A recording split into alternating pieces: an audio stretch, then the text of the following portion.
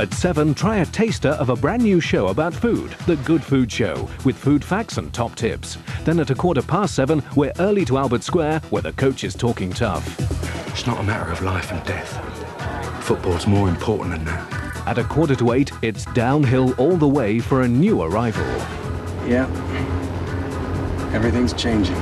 He's Mountie Benton Fraser, and he's headed due south. Then at 9:30, part 2 of What Did You Do in the War, Auntie, and the birth of the war correspondent. Hello, BBC. This is Godfrey Talbot. That's the story for Tuesday on BBC One.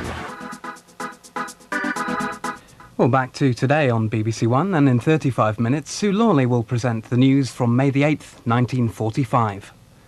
Now on BBC One, today's early evening news with Martyn Lewis. It's 6:05.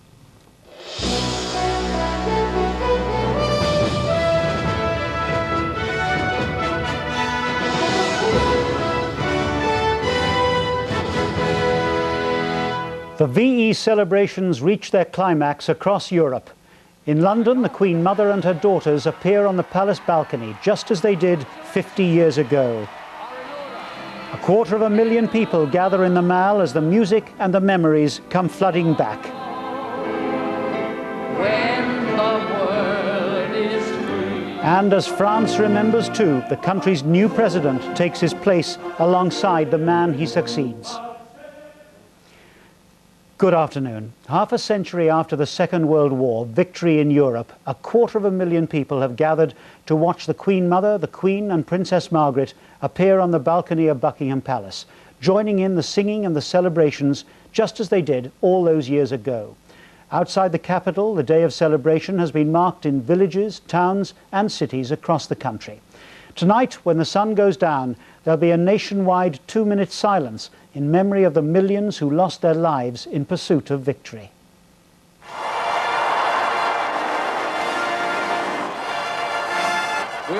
It was the moment that encapsulated the mood of these 3 days of commemoration. The Queen Mother, now almost 95, on the balcony of Buckingham Palace, a poignant link between past and present. Below her, a mass of humanity stretching almost as far as the eye could see, and the palace forecourt transformed for a day into an open-air stage. There'll be bluebirds over white cliffs of Dover. Tomorrow. The sights and sounds, all so reminiscent of that day 50 years ago, seemed understandably to move her greatly.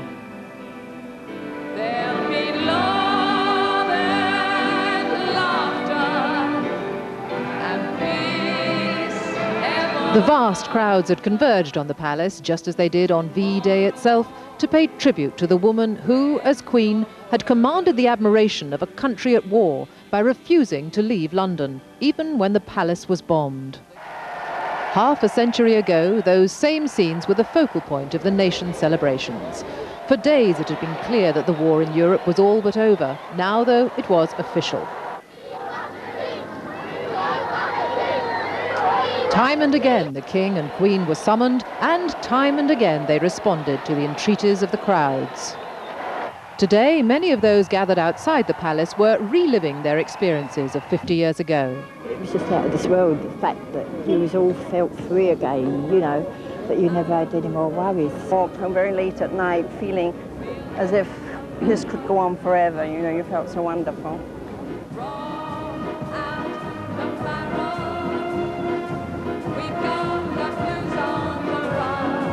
Today it seemed that London was once again the scene of the biggest street party in the world.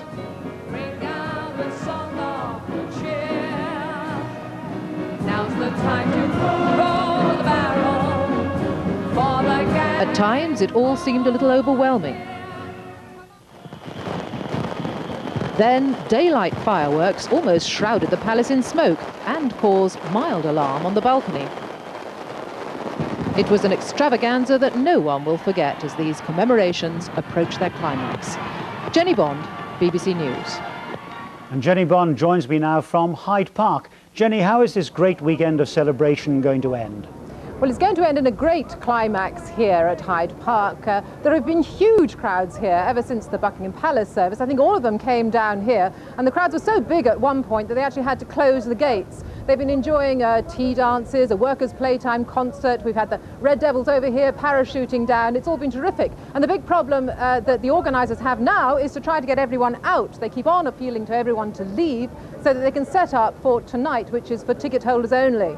And considering the crowds, there've been no problems with security at all. No, this is the only little hiccup in trying to get people out for this grand finale tonight, when there'll be another great concert here with Vera Lynn again and the Tiller Girls. But of course the most symbolic moment, perhaps of all 3 days, will be at 8:38, when there's 2 minutes silence, and then the Queen will light the first of a chain of beacons across the country. Jenny, thanks very much indeed. VE Day has been marked by many other events throughout the country. Thousands of people have been taking part in street parties and parades, and tonight a chain of more than 1,000 beacons will light the skies across Britain. It was a day to party, and the nation responded in style, with celebrations enjoyed by millions of people. Huge crowds gathered on the Hoe at Plymouth to see the QE2 arrive as part of its VE Day cruise. It was here that thousands of troops embarked for the war in Europe. Today, the children had their own impressions of the importance of the occasion. It's 50 years ago, beating the Germans and just being free. It's good that we're having VE Day on the Hoe, because all the old people that are, won't be alive in 50 years' time.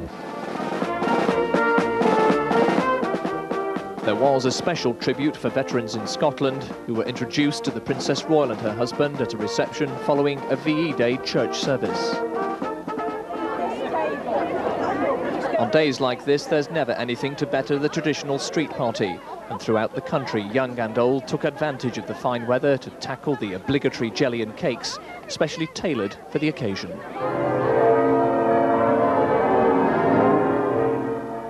A peal of bells at York Minster, first heard 50 years ago when hostilities ended, was used again today as a mark of respect for those who gave their lives. Wartime memories were rekindled in Dorset when armoured vehicles from a local tank museum paraded along the beach. It was a temporary invasion which for once was welcomed by all. Paul Newman, BBC News. In Berlin, representatives from the 4 wartime Allied powers, Britain, France, America and Russia, have been attending Germany's official commemoration marking the end of the war. Germany's President, Roman Herzog, who was hosting the politically sensitive ceremony, said Germany knew very well that it was responsible for unleashing the most terrible war. But he stressed that his country was now a peace-loving, democratic nation.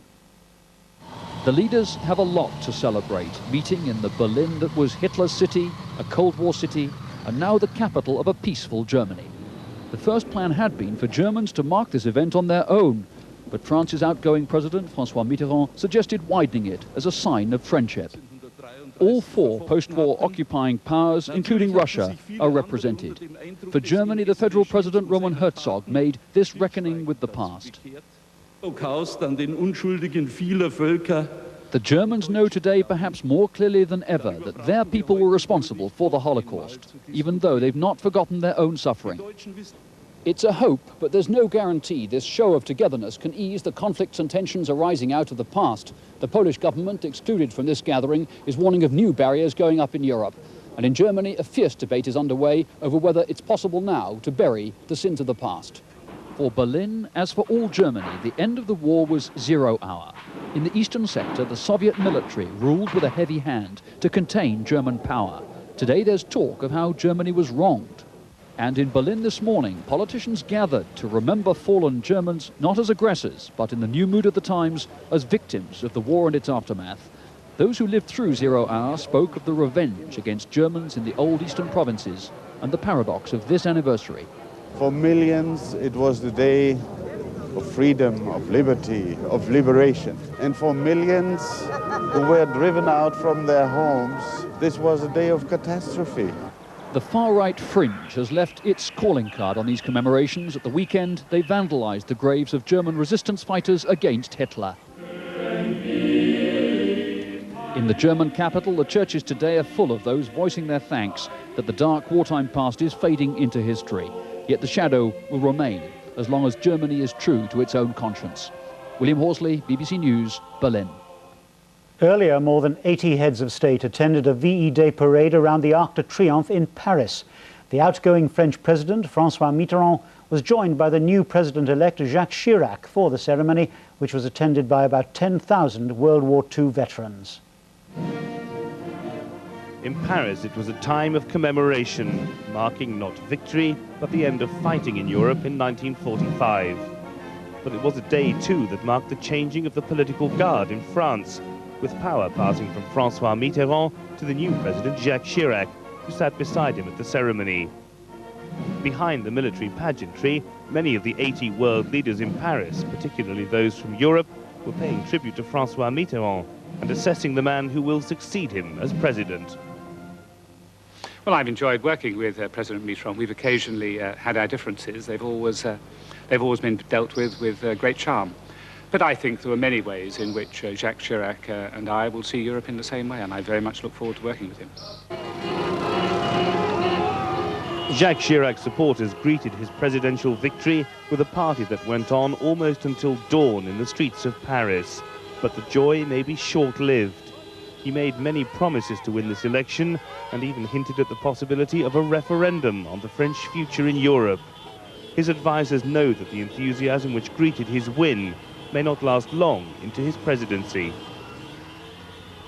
The first day of the Chirac era is a time for looking forward in France, but in this country where wartime memories of occupation and collaboration still cast long shadows, VE Day remains a time too for reflecting on the past. François Mitterrand's long career summed up many of those contradictions. The hero of the wartime resistance movement, who had also worked for the Vichy regime, which collaborated with Nazi Germany. The truth about his war record only emerged as he was preparing to leave the world stage, and may have much more influence than his 14 years as president on how he will be remembered by history. Kevin Connolly, BBC News, Paris.